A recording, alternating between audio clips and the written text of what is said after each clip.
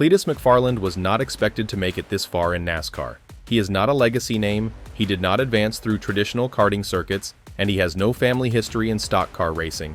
He has a YouTube empire, a strong desire for speed, and an unusual capacity to transform turmoil into community. When McFarland, real name Garrett Mitchell, made the transition from video creator to race car driver, many people rolled their eyes. This was just another influencer stunt, correct? Wrong. What began as a curiosity has become one of the most widely discussed stories in modern motorsports. He built his empire with burnout videos and risky stunts. However, when Cleetus McFarland drove a legitimate stock car, NASCAR veterans were torn between laughing, cheering, and demanding a rule change. What followed was one of the most unexpected and acrimonious racing debuts in recent history. Before NASCAR, Cleetus was a well-known name in the automotive industry. His YouTube channel, which included burnout contests, drag races, and construction projects, received millions of views. However, McFarland was not your usual gearhead with a camera, he had vision. Cleetus and cars, as well as the Freedom 500, were enormous success stories that combined entertainment with genuine sporting thrills. By 2025, the ruckus had grown too large to ignore. Cleetus wanted to race, not just host races. His debut was in NASCAR's entry-level racing, the RC Menard Series. McFarland raced the number 30 Ford for Reddy Jones Racing at Daytona, one of the sport's most recognizable tracks. As a result, he suffered a terrible crash and was forced to withdraw from racing. However, he was not discouraged. The Talladega and Charlotte races followed, with each showing gradual improvement and more seat time. He was learning quickly. What Cleetus lacked in experience, he made up for in determination. He wasn't there for pleasure or as a publicity stunt. He was seeking legitimacy. Instead of retiring into luxury following his Daytona mishap, he did something unusual. He doubled down. He methodically reviewed race film, evaluated his mistakes, and began seeking advice from more experienced drivers. Kenny Wallace, a NASCAR veteran, was not shy about his opinions. He underlined the need of respecting the sport's rules, especially those governing safety. Wallace specifically mentioned McFarland's unauthorized in-car video setup and equipment irregularities. Wallace's main concern was safety, not gatekeeping. "You don't just show up and freestyle your way through," advised the veteran. "There are lives on the line." The criticism struck a chord and echoed throughout the racing world, but it also signaled a turning point. Cleetus responded with humility instead of defiance. In interviews and videos, he acknowledged the gravity of the sport he was competing in. "I feel like an idiot," he admitted, "but NASCAR's a different beast."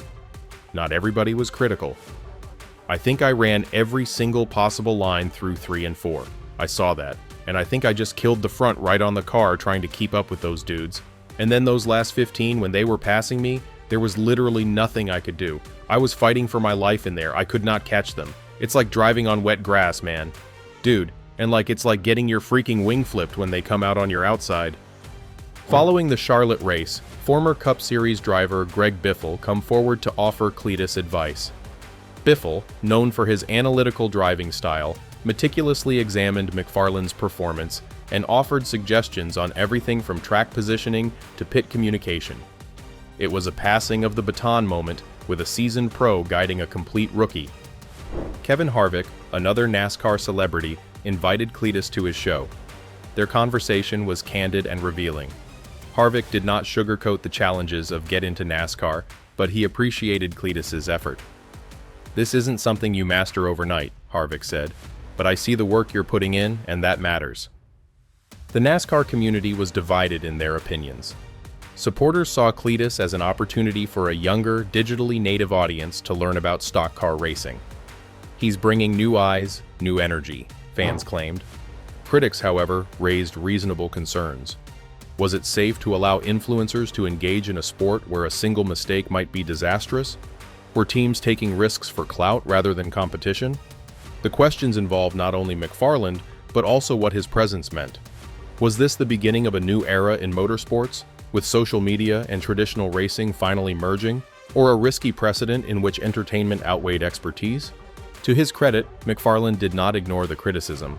He publicly admitted his shortcomings, including the regulatory violations. "I want to start by apologizing to the team that I took out," McFarland told Fox Sports 1 after the race. "I think it was several cars. I just feel terrible. Every time I go racing, I don't want to get taken out. I felt it. It sucks. I've been sent home, and I made a complete rookie maneuver on the restart. I zigged and then I zagged, and then she was blowing my door off, and on the zag I hit her and put her in the wall. I feel terrible about it. I know those guys work hard to be out here. It sucks to send them home." His tone appealed to both supporters and detractors. It was not arrogance, it was understanding. Looking ahead, Cleetus is all in. He plans to compete in additional ARCA races with the intention of progressively advancing up the NASCAR ranks. However, this time he is taking a different approach, further training. Speaking further on the incident, he added, "I forgot there was no dang restrictor plate on this thing. I'm like wham, gave her the beans. It steps out, and then I clipped Robusto. Just feels bad, but we'll move forward." Behind the scenes, Cleetus began changing things. He grew his team, recruited a veteran crew chief, and started attending closed-door strategy meetings with experienced drivers. He also shadowed races that he wasn't competing in to study the timing of pit calls and green flag strategies. His presence in the paddock was no longer tolerated, but rather respected. Cleetus McFarland's story is currently being written, but one thing is certain: he has upended the NASCAR landscape in ways few could have anticipated. Whether you think of him as a disruptor or a visionary, his story has already etched a new chapter in racing history, and who knows how far he'll go if he keeps learning, adapting, and pushing. While this may appear to be the end of the story, it is far from the case. McFarland's upcoming races will be crucial.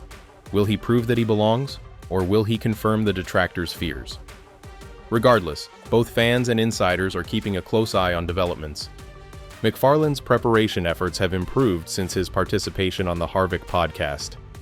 He's attended simulator sessions with other ARCA drivers, started looking at race telemetry, and even hired an ex-NASCAR engineer to assist him refine his approach.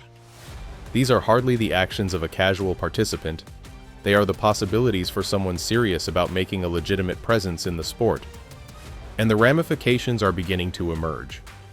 During a follow-up race at Kansas Speedway, Cleetus maintained his line under pressure, avoided undue aggression, and finished in the center of the pack. Not exceptional, but solid. It was the kind of race that earns respect, calm skill rather than outrageous flair.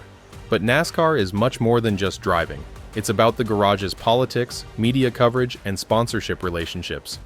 Cleetus also has an edge in this scenario. With his massive internet following, he offers sponsors something that money cannot always buy: genuine involvement. That kind of value is tough to overlook in today's media landscape. The question remains, can he balance being a media personality and a racing car driver? Some believe that the dual identities could become a liability.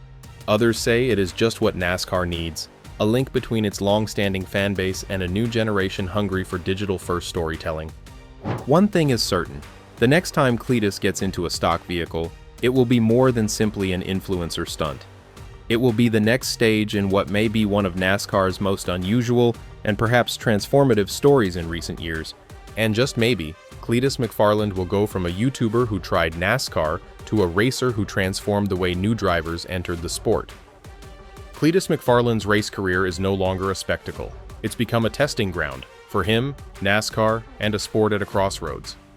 He is hardly the first outsider to question convention, but he may be the first to connect two dominant worlds: motorsport and journalism. If Cleetus succeeds, he will not only forge his own path, but he will also redefine the possibilities for a whole generation of creators, fans, and aspiring racers. So what happens next? Will he secure a top 10 finish and silence the critics? Will a NASCAR team take a long-term chance on him? Can digital natives fall in love with oval racing through his lens? Whatever happens, one thing is certain: Cleetus McFarland is not done. He's only warming up. Now it is your time. Do you think he belonged in NASCAR? Is this all just a massive blowout waiting to happen? Drop your worries and focus on the track, because Cleetus is still chasing the checkered flag.